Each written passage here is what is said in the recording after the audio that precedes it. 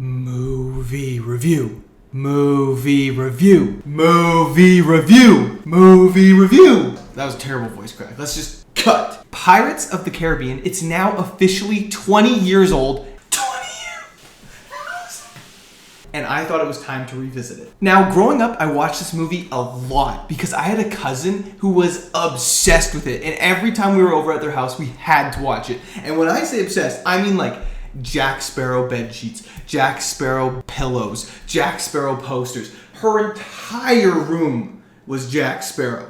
And so I do have a lot of fondness towards this movie, but I thought, let's rewatch it with a critical lens and see how good it really is. The movie starts off with a young Elizabeth Swann singing songs as she sails from Britain to the Caribbean. We learn pirates patrol these waters. Gibbs, I think he's a first mate, is just drunk, and Lieutenant Norrington should definitely be on an FBI watch list because he's 8 years older than Elizabeth. And look at her.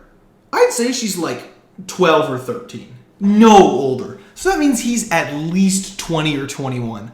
And he's just like, damn, you'd make a good wife. While looking into the water, young Elizabeth spots a younger Will Turner and sees a burning ship, meaning pirates were just in the area. While Will is in Elizabeth's care, she notices he has a pirate medallion on him, meaning he is a pirate, and she takes it without him knowing. It's a surprise tool that'll help us later. Then she sees a ship with black sails in the distance sailing away, shocking her awake. Cut to present day, where Elizabeth is now played by Keira Knightley, and she awakes from her slumber, touching the medallion and being like, maybe today's a good day to wear it. So she throws it on and goes downstairs. She's met by a present day Will Turner, who's played by Orlando Bloom. Can we just talk about how gorgeous this couple is? Like, just look at them.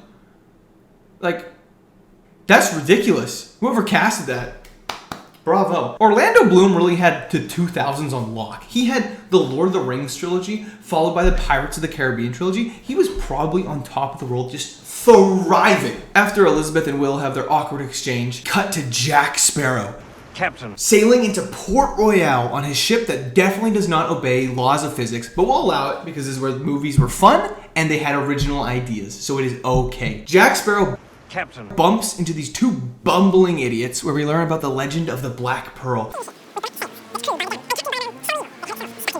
And he sneaks aboard the ship they're guarding called the Interceptor. Jack Sparrow, Captain, is seriously such a fun character. Everything he does is seemingly so accidental, and it's almost, I guess, stumbly for lack of a better word. You know, it's like just the most scuffed thing to ever exist, but he definitely has a plan because everything works out too smoothly to just be like, oh, he's just lucky. I have a note here saying, clip of Jack Sparrow saying if you didn't believe him.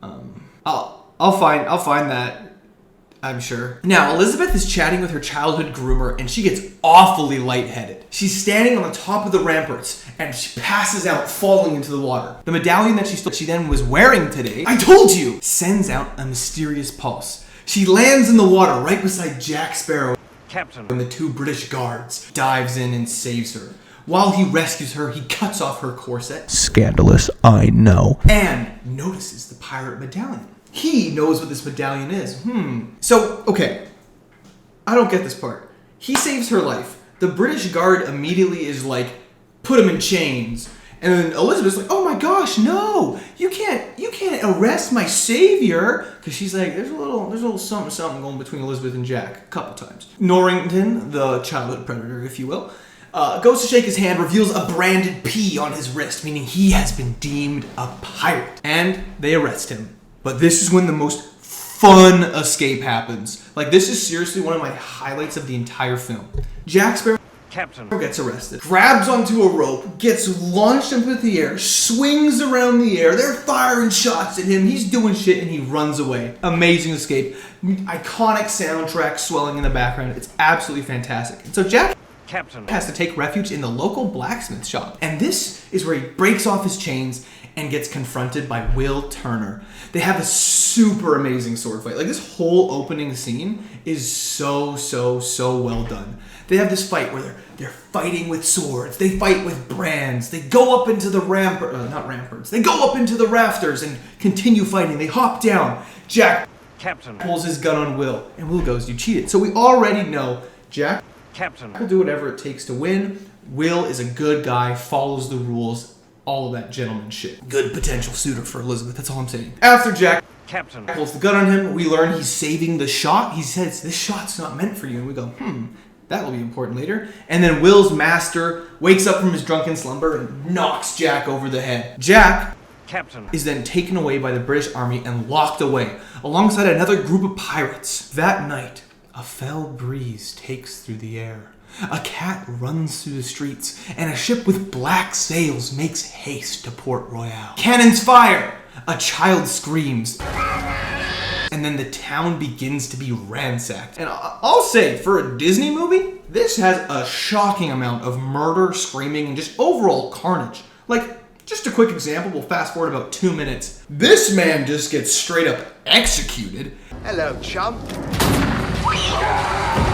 And Will throws a hatchet in the back of this bomb-wielding pirate who was just throwing bombs in shop windows. Like, that's insane. As the town gets ransacked, one of Elizabeth's maids says, they're here to steal you, like you're the governor's daughter. So Elizabeth has to go and try and escape from all these pirates. But she fakes an escape out a window. Like, she opens this window off camera, and it looks like she escapes through it. And the pirates are like, no. She didn't escape through there. She must be in this closet. And she is hiding in the closet.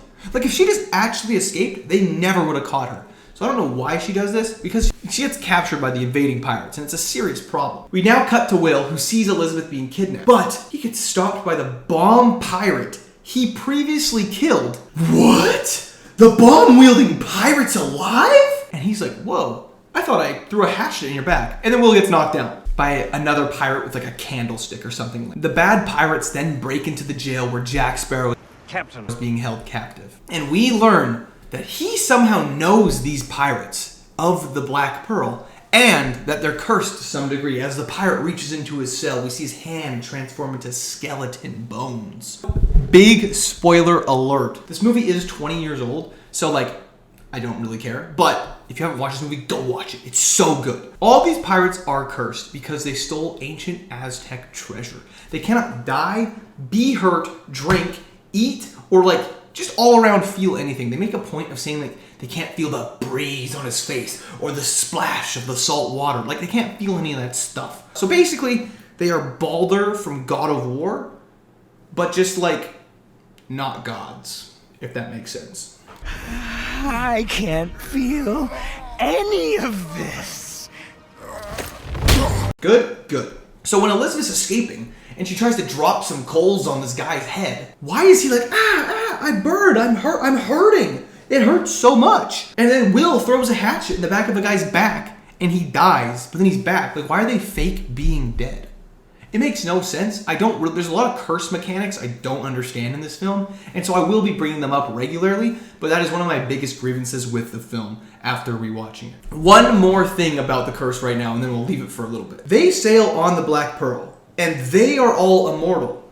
But you're telling me in the 10 years that they've been pillaging ships, not a single British cannon has hit the ship? Look at all these cannons on the ramparts firing at the Black Pearl. Not one of them hit it. And don't get me wrong, it takes more than one to hit a ship. But like, I'm saying if you have a cannon angled down, the ball would go through the whole ship. Like you like 3 or 4 hits on a 3-mast ship, it'd be donezo in my opinion. But what do I know? Elizabeth gets taken onto the Black Pearl and she gets slapped hard.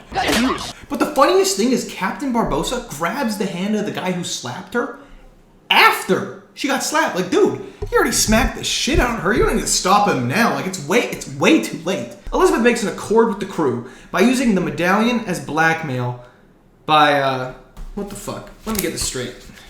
Threatening to drop it in the water. Huh. You mean the water that, in the climax of the movie, all the pirates just walk under anyways because they don't need oxygen to survive because they're all cursed? Why is this scaring them that when she drops it in the water, it's gonna call them anyways? Because last time it touched the water, it sent out a huge shockwave alerting them of their presence.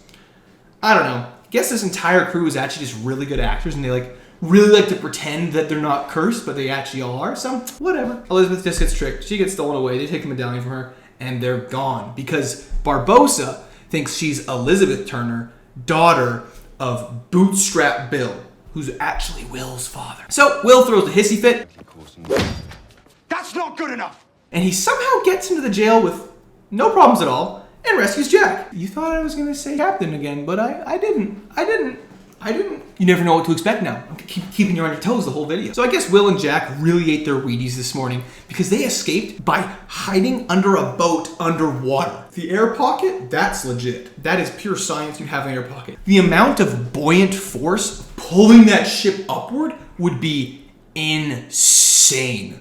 They're strong, they're good, they can keep going, so it's fine. So Will and Jack commandeer the Dauntless, the biggest ship in the Port Royale fleet. But it's a ploy, and they steal the already ready interceptor the British send to capture them on the Dauntless. Ships take time to ready before they sail, you see. It's not like Assassin's Creed Black Flag, where they instantly set sail and change sails. So, this checks out. This plan was a good one.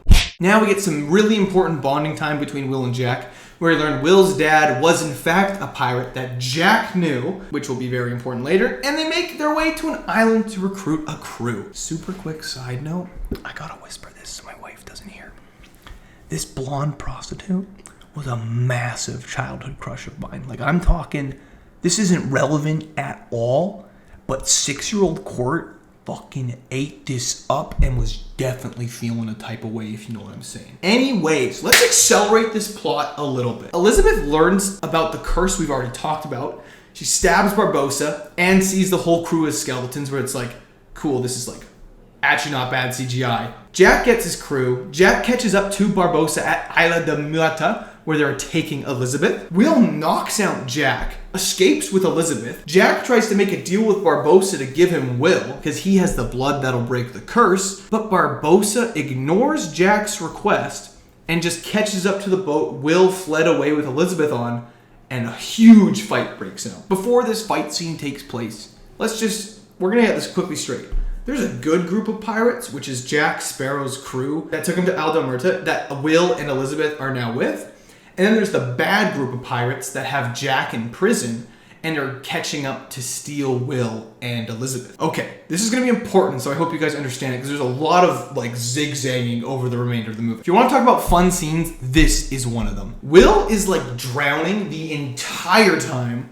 There is fighting above deck. There's ropes a-swinging, guns a-firing. It is all a waste. The bad pirates steal back the medallion Elizabeth and Will stole, and then they kidnap the entire good pirate crew along with Elizabeth and Jack, and then blow up the interceptor with Will still on it. It's such a shame. He died so...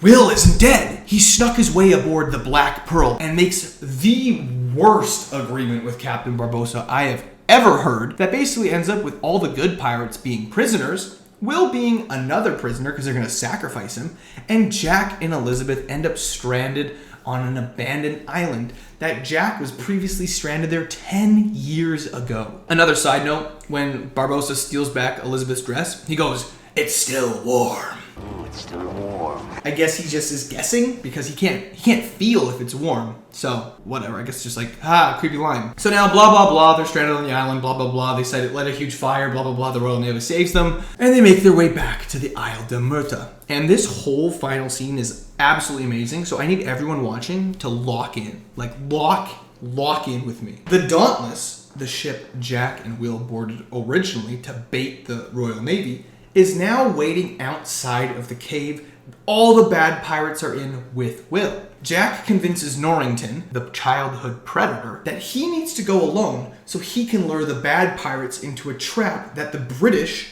will be waiting for. So Jack goes into the cave, and right before the bad pirates sacrifice Will to cure the curse, Jack interrupts, letting them know the British are actually waiting outside for them. Now, during this whole speech, Jack convinces Barbossa he'll be Commodore and Jack will be like his servant, but as a captain of the Black Pearl, working under him, sharing his plunder.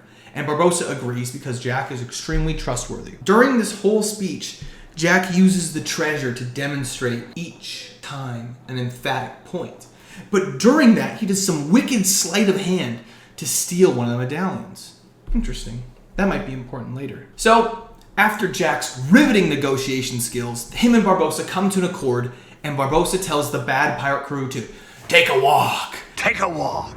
Where they go underwater and transform into their skeletal forms in the moonlight. Which, honestly, considering this movie's 20 years old, it looks phenomenal. I would honestly say the CGI is on par with most Marvel movies nowadays. Like, it's actually really good. Like, it's really impressive how they did it. During the walk, Elizabeth sneaks her way off of the Dauntless and aboard the Black Pearl. And this is when the fun really sort of kicks in. So, the bad pirates who were walking underwater sneak onto the Dauntless and a fight breaks out between the British and the skeletons. Elizabeth frees the good pirate crew from the Black Pearl, and Jack and Will begin to fight the bad pirates that were remaining in the cave. My words will seriously never be able to do all of this justice, so just please watch this movie if you haven't. Okay, enough begging. To summarize this whole scene now, Elizabeth frees the good pirates, but they end up just taking the pearl because they're literally wow babies, like no other explanation about it. Elizabeth takes one of the rowboats and rows into the cave and enters the fight with an absolutely deadly line.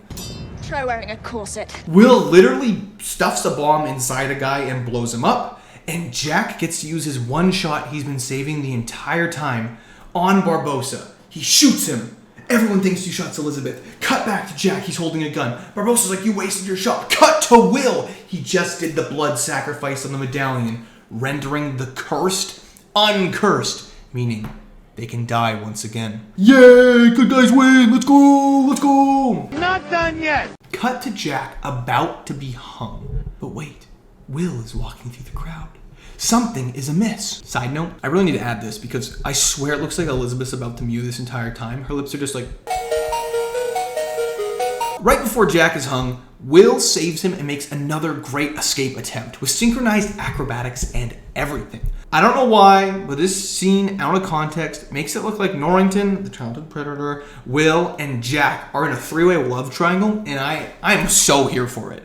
You forget your place, Turner. It's right here, between you and Jack. They all get surrounded, little negotiations, little chirping, all kind of gets figured out. Jack walks his way to the top of the ramparts Elizabeth originally fell off of, and he trips and falls into the water. And as he hits the water, the Black Pearl makes way from around some rocks in the water, and Jack swims to it, climbs aboard, now captain once again, set sail as the credits begin to roll. Quick shout out to the guy that screams sail ho. I couldn't find his name in the credits. Believe me, I tried. Where is this guy? Where is he? Come on, what the fuck? But I'm sure every time this movie gets brought up, he absolutely tells everybody that he was in it. And he's like, oh yeah, I know all about that movie. I was actually in it. So happy ending. This movie is 2 hours and 23 minutes. And I would absolutely say that is above an average runtime. But there was hardly a dull moment at all. Don't get me wrong, I definitely kind of skipped through some of the stuff that's not as exciting to talk about, but that does not mean in the slightest that it's not worth watching it through. It adds to the story, it builds up the characters, it's all done so well. I would say my only complaint is like the cursed consistency, because there's moments throughout the entire thing where all the bad pirates have pain. The whole point is they don't feel anything. So I guess after rewatching it, I have to say the movie still holds up. And that special place it has in my heart is not unwarranted. I think it's so good, and if you haven't watched it, I just spoiled the whole movie for you, but it's still worth a watch. So you let me know what your favorite scene in the movie is. I'm really curious, like, am I making a big deal of the curse not being consistent? Am I just not getting something? Let me know. So yeah, if you enjoyed, please be sure to like and subscribe. It really does mean a lot. If you want to share this with someone, do it. I hope you guys all have a great day or night, and thank you for support. Peace. A message from the Government of Canada.